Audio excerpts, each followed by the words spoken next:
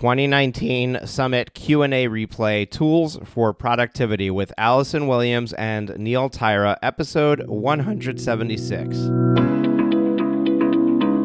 Are you ready to make your law firm a profit-generating machine that will free up your time and skyrocket your impact? With more than 2 decades of business growth experience and having proven that you can be successful while prioritizing your family and your impact, introducing the Profit with Law podcast.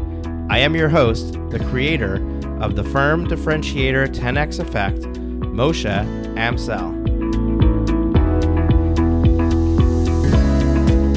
Well, hello and welcome to another episode of the Profit with Law podcast. I'm your host, Moshe Amsel, and today we continue the series of taking snippets of our Q&A from our 2019 Law Firm Growth Summit and sharing those with you.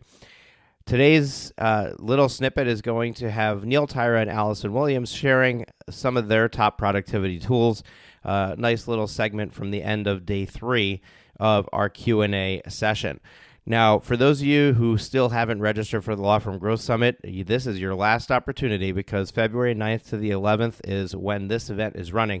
Now, just to articulate or show you how this event is so much different than many of the events out there, we have added a local country band, the Kelly Lehigh Band, to our roster for Tuesday night. So the first night, February 9th, Tuesday night at 8 p.m. Eastern, we're going to have a live concert for you right from our stage, streaming into your homes and offices. And that's just an extra icing on the cake on top of the massive value that we're going to be providing over the course of 3 days. You can sign up for a free limited pass, so there's really no excuse not to join us. Go to lawfirmgrowthsummit.com today and grab that free pass before it's too late. And if you can't join us for the whole thing, you want to upgrade to the VIP so that you get access to the recordings.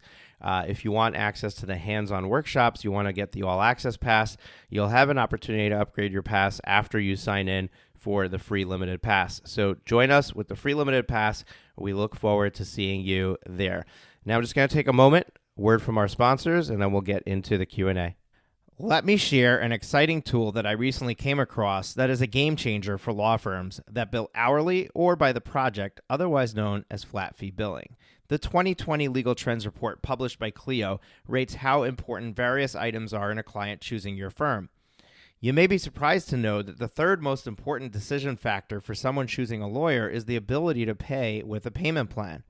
The challenge that law firm owners face is the risk of a client not making good on that payment plan. Most attorneys don't offer payment plans because of that. The problem is now solved with LawFunder. LawFunder allows you to easily add a payment option to all your client invoices and retainer replenishment requests that does not require credit checks, applications, or any other complex process. The client's able to use their existing credit cards, allowing them to earn points and miles, access credit card specials on interest rates, and any other tools they use to manage their cash. When I saw this tool, I was blown away. Most importantly, it removes all the risk from the law firm and makes an easy and painless process to the payment process. So if you want to check off the box on one of the top factors in new client decisions, if you want to decrease your accounts receivable and get paid immediately, LawFunder is the solution. Go to lawfunder.com. That's lawfundar.com/profitwithlaw to learn more. So I over-engineer everything. Mm-hmm. So I have way too many task managers, apps. I have task management in my practice management system. I'm oversubscribed in that regard. I've had a couple of planners. I was looking for one around. I'm not real good with the physical planners, but I know there are lots of people who are. I feel the same way about journaling. I've tried to journal 1,000,000 times. Well, maybe not, more than twice. I'm trying to journal. I'm trying to use hard copy journals, the app here, which is what's that app called? I forget. It's right. Anyway, I've tried that in the past. I'm just not very good in any of it. So, but I would like to be. That's the problem. That's the conflict. I would like to have a really nice, 90x goal plan, or your 30-day planner. I would really like to have that all fleshed out and live by it. That's the other thing. It's one thing to lay out those goals and objectives. It's another thing to live by them. So I'm probably the poster child for what not to do and how not to do it, sadly. And you know what? I think a lot of us struggle with that. I mean, at the end of the day, even I, who I tout the planner, all my clients get the planner when they start working with me. I'm not that great all the time either. There's plenty of days that I forget to use it, I forget to open it, and it's just like anything else. I mean, I got the Peloton next to me, and I went on it last night after the call because I realized that I've been so busy that I haven't even got on it. So, I did a 45-minute ride, and when it finished, it actually credited it to Wednesday because it was after midnight. So I looked, and I had like a 4-day gap that I didn't go on it. And I was like, the whole purpose of it being here was that I could go on it every day.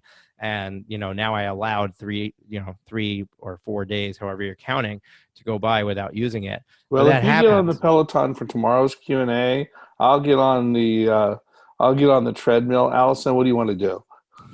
Neither of the above.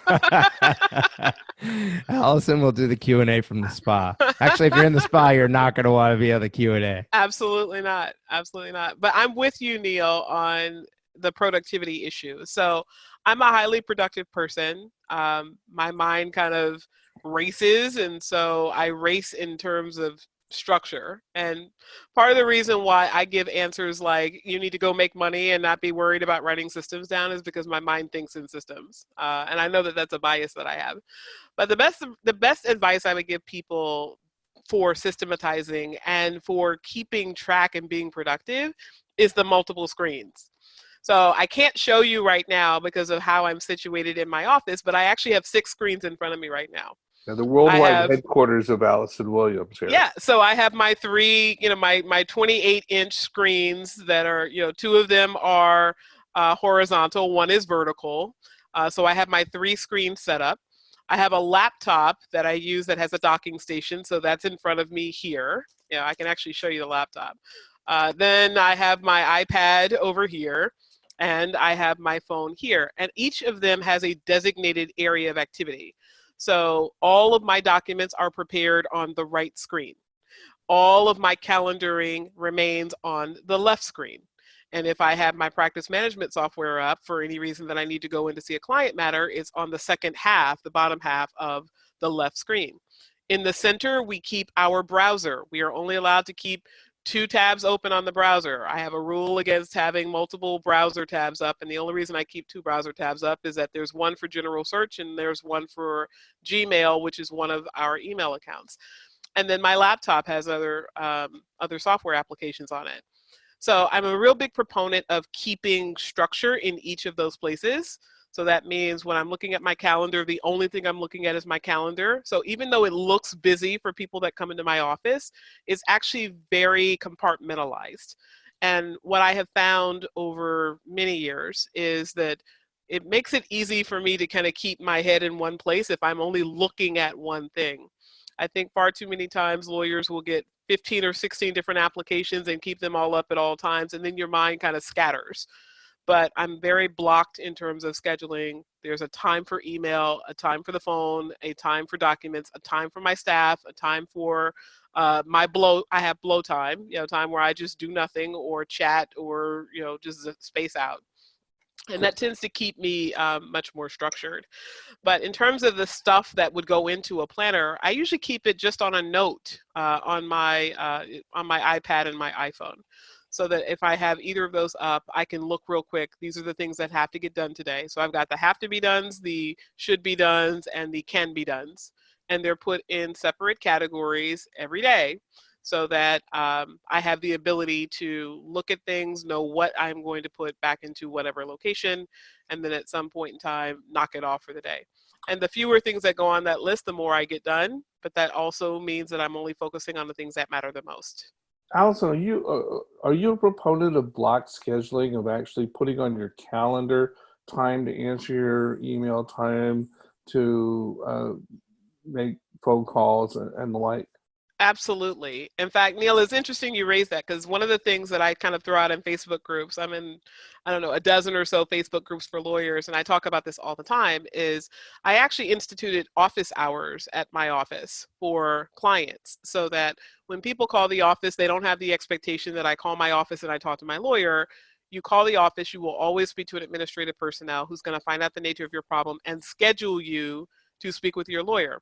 So every lawyer in my office has a 2-hour block of time in the first half of the week and a 2-hour block of time in the second half of the week. And that time is allocated solely to be scheduled by staff for the purpose of client interfacing. The beauty of that is that clients then have an expectation that when they call the office, unless it's an emergency, and we define for them in writing when they retain us what is an emergency, your distress is not an emergency. There are things that constitute a legal emergency. If it's not an emergency, you're going to go and be scheduled with someone. And the lawyers then don't get the interruptions, are able to have their focused time. It takes a lot less time for them to prepare documents for clients, so that actually saves the client money. And when you explain it that way to clients, they actually buy into it as, oh, this is going to save me money. This is going to be a better way of me getting hold of my lawyer. Then everything else around your schedule needs to fit in. Just like I don't just show up to court and hope that a judge sees me, right? I don't have people just show up to my office and expect to see me. Everyone and everything goes on the schedule. So there's a time of the day when I'm answering emails. There's a time of the day when I'm on the phone. There's a time of the day when I'm seeing my staff. And all of the rest of the time is my time to do with as I choose. And if I accomplish things in that time, great. If I don't, great. But I don't have the expectation that I'm going to be pushed and pulled in 5,000 different directions. And that's what creates inner chaos that oftentimes makes lawyers less productive and miserable in the practice of law. Crush that chaos. I think I've heard that somewhere. That's right. We crush that chaos. All right. I asked Carol to come on. I actually want to ask her a different question, but Carol, do you have any tips on what you're doing as far as keeping organized, time management, that kind of stuff? So I use the high performance planner, which is huge. It's right here. It's never very far from me. And it's in 60-day increments. So it basically has you journal in the morning and in the evening, but kind of like your planner, it has you set out, I think it's your top 3 priorities for the day. And so since I've started using that, it's just been super helpful in terms of not getting lost in my day and just keeping myself really focused. And then at the bottom of it, every morning it talks about, or has you write down your big picture plan. So not something that you're going to get done today or even this week, but it keeps me focused on where I want to go, sort of ultimately, whether I define that as a 60-day time period or as a year. So that I actually find super, super helpful. Yeah, that is a big planner. I know. I love it though.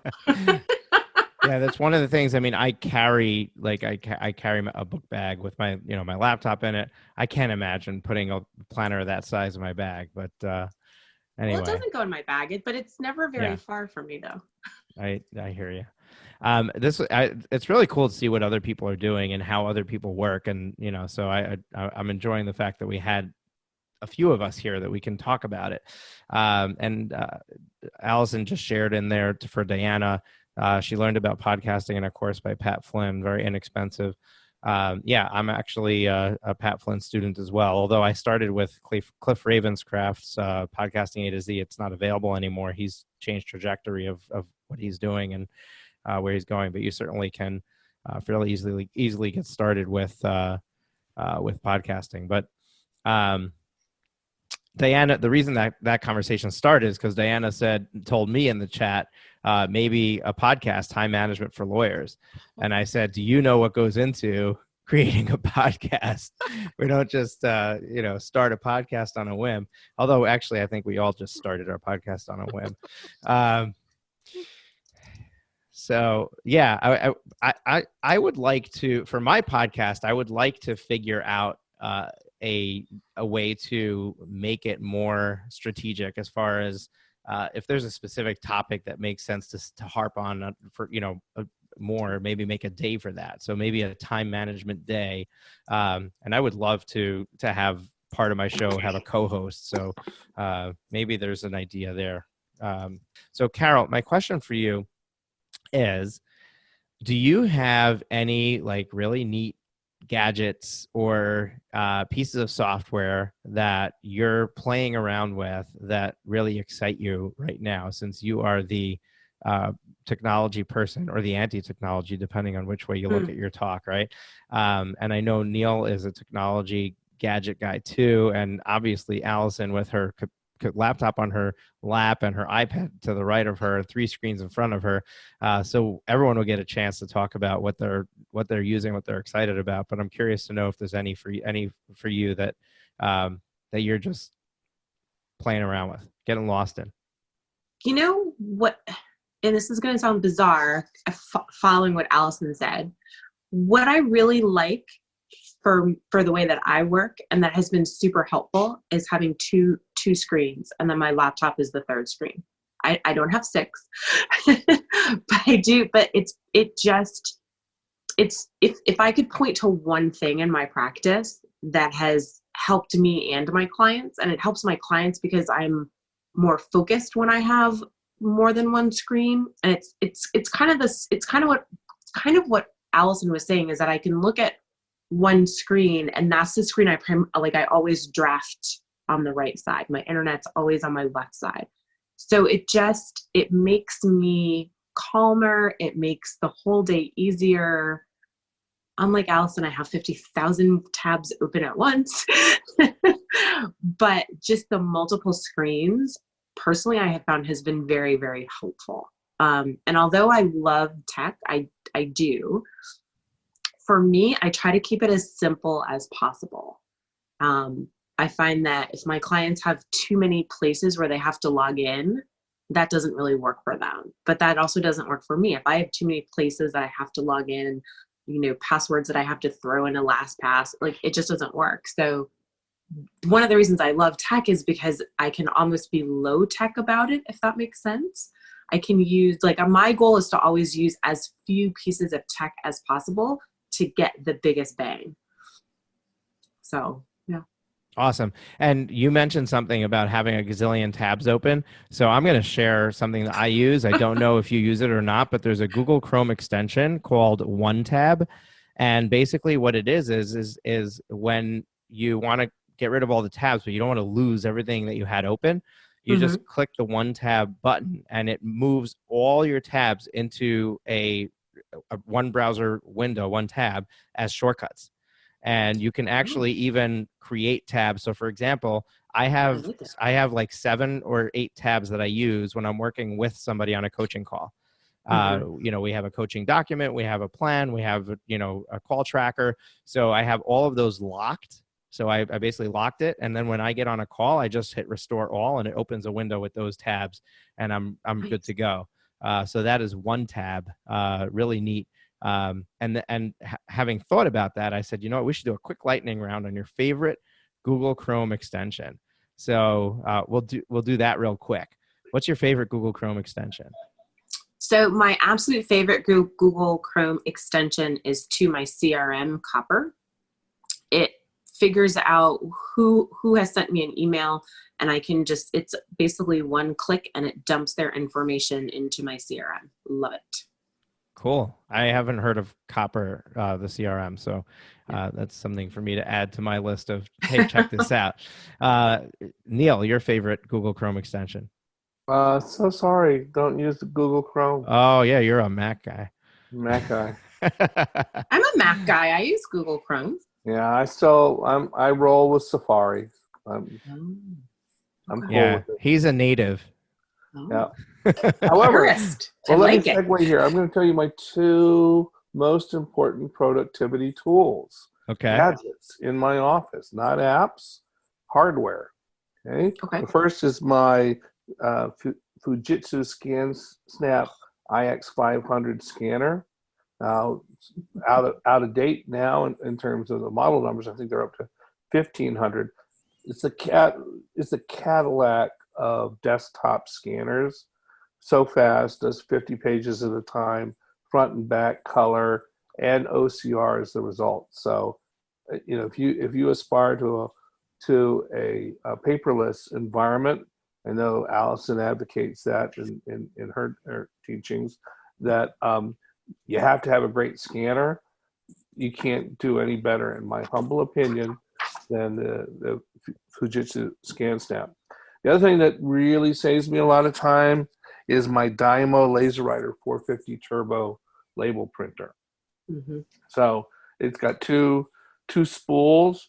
On the one side, I have the stamps, and I use Indicia to do provide U.S. Postal Service stamps. And on the left side, I have my label makers. So I use that to generate labels for packages and stuff. I've seen law firms. I've shared office space with firms that had no idea how to handle those kind of ridiculously stupid, easy things to do. And it was, and what said, oh, I don't want to buy hardware. I don't want to invest in hardware. I mean, we're talking about really minimal expenditures, and my scanner and my label printer saved me literally hours. So there you go. Allison, over to you.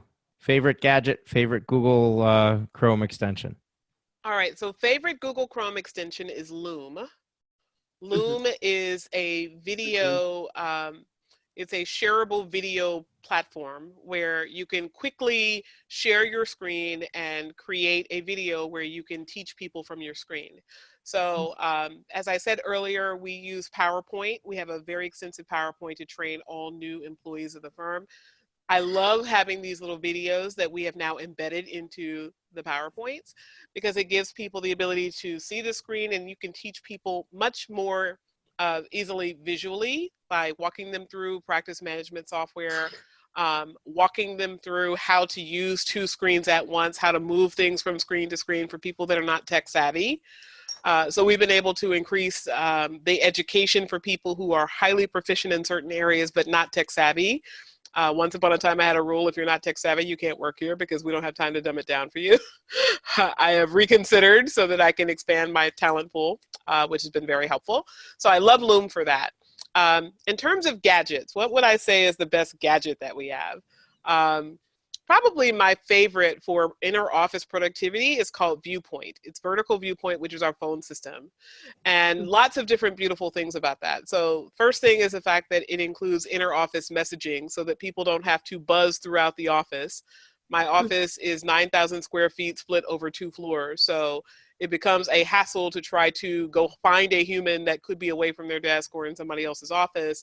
And it's a nuisance to have constantly, hearing echoing sounds of Susie call, dial, extension 1. So having Vertical Viewpoint is very helpful for that. We can just simply instant message people wherever they are. It also has a great app. The app is very user-friendly, and it allows us to call people as if we are calling from the office, so that my lawyers and team members, when they're out of the office, they can call direct. They can just go straight into the app. It pulls up all of our contacts of any person that's ever called the firm, whether it's an adversary, judge, etc., as well as the clients that are imported into the software, so that you can call somebody as if you are from the law firm, even if you're calling them after hours on a weekend because it's an emergency. So then you don't have people getting your cell phone numbers. The other thing that's great about Viewpoint is it allows you to share portions of a contact. So for those of you that use V cards, if you've ever wanted to share your V card rather than have a business card, you know that it has a lot of information on it, but maybe you actually have on your V card, your cell phone number, and you don't want to give a potential client or referral source your cell phone number for whatever reason. Viewpoint allows you to clip a portion of a V card or a portion of a contact and share only the portion that you want shared. So you can select of X number of email accounts, which email account you're going to share or which telephone number you're going to share. So it allows you to essentially share information in piecemeal to various different audiences, which means that if I get a document emailed to me from a team member and I want to quickly get that out to somebody, or I want to quickly communicate with an adversary, I don't have to worry about redacting information. I don't have to worry about not sharing information with a client. I can simply clip it and through Viewpoint send it directly to whomever I want. And then it's automatically saved into our practice management software, which is Leap. So just a lot of functionality to Vertical Viewpoint. It's my favorite tech tool that we use in my office. Awesome. I you know what? I wouldn't have thought of my phone as a tech tool. So I thank you for enlightening me. Although I'm not thrilled with my phone, so maybe I need to check yours out. Beth shared in there that she has a plugin for Asana that quickly makes tasks that they can add the current page with a couple of clicks. I didn't know that. We use Asana here, and I did not know that Asana has a Chrome plugin. So that's very interesting for me. If you're not using Asana, it doesn't really help you. There was a question for Carol specifically about immigration lawyer software. Let me go back up. Do you use any immigration-specific software like DocketWise, Prima? I do. I do. I don't want to bore you all with immigration specific stuff, but I do. I've over the years, I've tried a lot of it. And I have come to the conclusion that none of it is perfect. None of it will ever give me exactly what I want unless I build my own platform. But like you were saying before, you have to I had to think of the cost benefit analysis of doing that, of building exactly what I wanted. And I just didn't think I was going to get the ROI on it. But yeah, I definitely use immigration specific software. I haven't figured out a way to get around using it, but if I do, I will. But yeah, okay. I definitely do. All right. Perfect. I don't know any of those softwares, so I'm glad you were here to answer that question. Yeah. I'm going to go to James Hux, asked a little bit earlier. He wanted to know, as a solo, how could he use Loom? His wife has recently showed it to him. So I just want to share, first of all, Loom could be a great tool for client communication. So if you want to go back to your client and you send them a document and you want to explain it to them, but you don't want to get involved in a whole conversation with them on the phone, then you can basically share your screen and you can just go through the document. You can say, this is what this section is for, this is what this section is for, and then you send them the video. And it's a one-way conversation, but you gave them everything that they needed to know. You also get notified when they view it. So they can't turn around and say, I didn't see your email. I didn't get the video, because you know that they watched the video. Now, I don't know about security. So, if you're sharing information with, confidential client information, I'm not sure about how secure the Loom videos are, because it is a URL, an open URL link that's not password protected. But it could be you could password protect it. I've never had to, so I never tried. We can check that out. Let's see, what else can you do? So it's a good tool for client communication. The other thing is it's a good thing for you to record some of the tasks that you do, so that when you want to bring somebody on, even if it's a temp to do some work for you, you have these already recorded. Here, this is how to do this. You just hand it off to them. Tina's here in the chat with us. She and I use Loom all the time.